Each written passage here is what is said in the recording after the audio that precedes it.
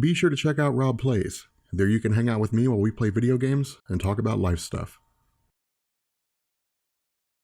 So picking up with Flashpoint Part 2, we initially start with Slade Wilson with Deathstroke. Now this is a very interesting set of circumstances because we would expect to see Deathstroke assassinating people or something along those lines, but instead, Deathstroke's actually a pirate. Now to be honest here, I really like what Geoff Johns did with Deathstroke. I really like the idea of Deathstroke being a pirate. Somehow it just fits. I mean, not necessarily because Deathstroke is cold-hearted, but because in a lot of ways, Deathstroke is just a loner, but he's also kind of a guy you don't mess with. And you could easily see him, being a modern day pirate, which again, I think works perfectly. But what we also know is that because they're pirates, they're basically just searching the world over for salvage. They're just looking for, they're just trying to live, essentially. They're just taking it day by day. And what they're doing is they're using the powers of a character named Sonar. Now, Sonar is actually interesting. And this is why I think Geoff Johns did a great job with Flashpoint, because Sonar was a minor villain at best. He was largely a Green Lantern villain, and he had the ability to manipulate sound. But instead of him being a guy that just kind of lays waste to things and fighting alongside, or maybe even being a hero, instead, he's just being used as an object here. He's basically serving as a way for Slade Wilson to scan underwater and see if there's anything worth getting. Now, this is effectively torture for Sonar, just because of the fact that in order for him to use his powers effectively, or to be forced to use his powers effectively, he's being electrocuted by another character named Electric Eel. And so again, this is just showing us how ruthless and how harsh life is in this Flashpoint society, and that individuals,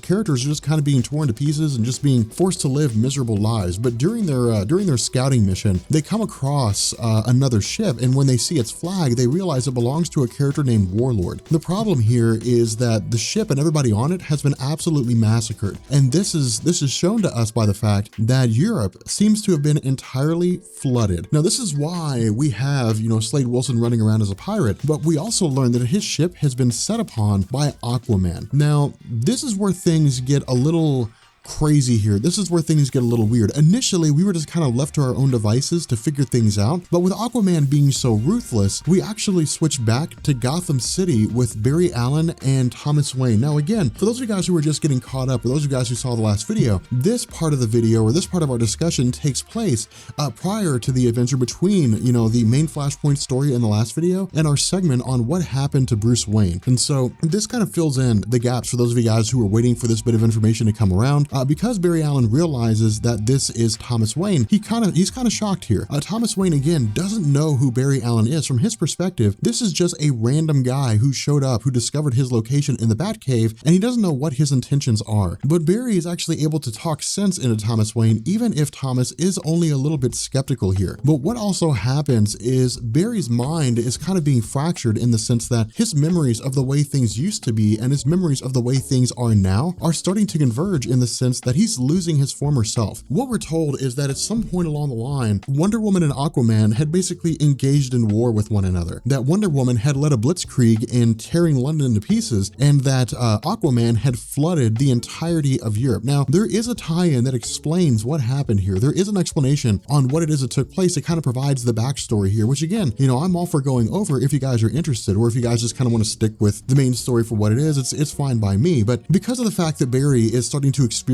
this emergence of memories, what Geoff Johns has basically done here is he's given us a time frame. He's basically said that if things don't go back to normal after a certain amount of time, Barry Allen will lose everything that makes him who he is, and he'll basically be stuck in this timeline, remembering how things are as opposed to the way things should be. And so during this bit of recall, so to speak, his ring falls out of his pocket. Now again, this is what Barry Allen houses his uniform in. Whenever it is that he's on the run, whenever he's on the move, he always has his ring there so he can pop it out for easy access, do whatever it is he needs to do, and then go back to being his normal self. And this is what he tells Thomas Wayne. He says that he has the ring whenever he needs to be a superhero, and he'll prove to Thomas Wayne that he's the Flash. Even if he doesn't have his powers, he'll prove to Thomas Wayne who he is by virtue of showing him his Flash costume. But when he uses the ring and when he brings his costume out, it's actually the costume of Reverse Flash Eobard Thawne. And Barry Allen immediately comes to the conclusion that Eobard Thawne has somehow screwed with time. Now, this is interesting here because as far as we know, Eobard Thawne was trapped in the Speed Force, during the end of Flash Rebirth. We don't have any reason to believe that Eobard Thawne is involved here, but because of the fact that the Speed Force is outside of space and time, a person who's there could access any point in time. This is compounded by the fact that Eobard Thawne has the ability to manipulate time, which is why he was able to go back through and screw up the life of Barry Allen,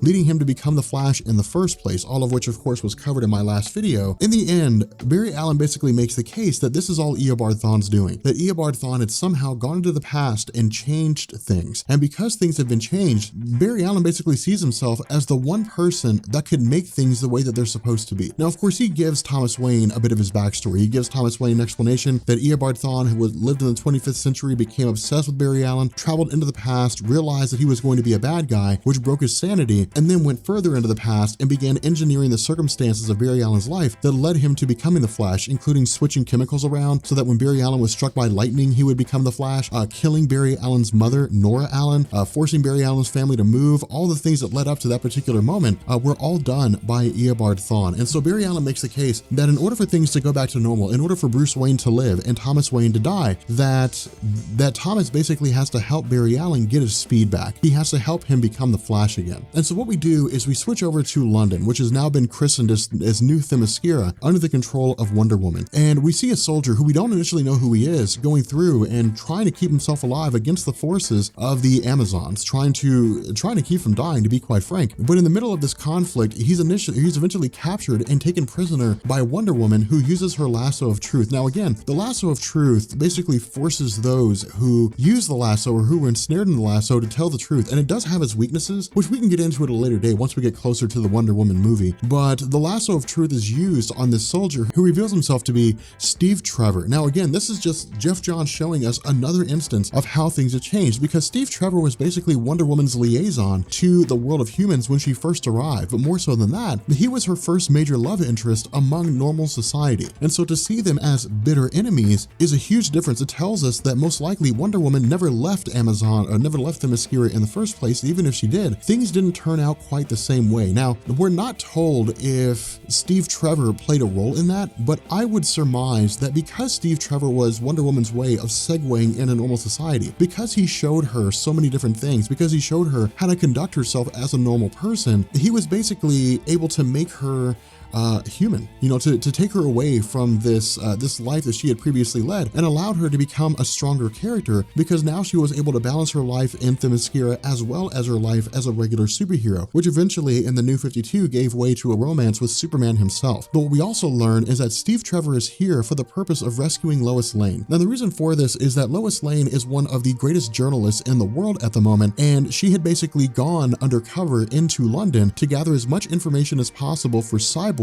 who's working on behalf of the US government, in order to allow him to organize an attack and to basically subvert the forces of Wonder Woman. Now, something that you may have noticed here, and something you may be scratching your head about, is if Lois Lane is in London and she is in danger, why hasn't Superman rescued her yet? And we will actually get to that later on in this story. But instead, we switch back to Gotham City. And this is basically kind of like a Jimmy-rigged experiment. What's happening here is Barry Allen and Thomas Wayne have rigged an execution, an electrocution chair, in order to put Barry Allen in the situation where he'll be doused in the same chemicals that he was when he first got his powers, and then he'll be struck by lightning during a rainstorm, and he'll become the Flash again. At least that's their hope. The problem with this is that when this happens, when this lightning strike takes place, and when Barry Allen is hit by lightning, he doesn't become the Flash. Instead, he's just covered in scars. He is absolutely fried. And so it seems as though there's no way for Barry Allen to become the Flash again. At least that's the information that's given to us at the conclusion of this second issue by Jeff Johns. But with that being said, if you guys are enjoying this so far, drop a like, hit the sub button, become part of the Rob Corps, and leave a comment. I gotta tell you guys, Flashpoint's one of the best stories that I've read in a long time, because for me, as a comic book fan, there's nothing I love more than seeing alternate realities where things just go really bad. And I don't mean to sound cynical. I don't mean to make it sound like I'm a terrible person, but I think we all like that. I think we all like to see what happens when superheroes go bad or when the world just descends into chaos. We love dystopian stuff. If you guys love dystopian stuff, like, post a comment. Tell me why it is that you love Flashpoint so much. Is it because it's just a different take on characters, or is it because things are just really, really bad? Because that's my reason. I just love seeing things really, really bad. But anyway, we're gonna go ahead and bring this video to an end. Hopefully you guys enjoyed it. If you did, let me know, and I will catch you guys later. Peace.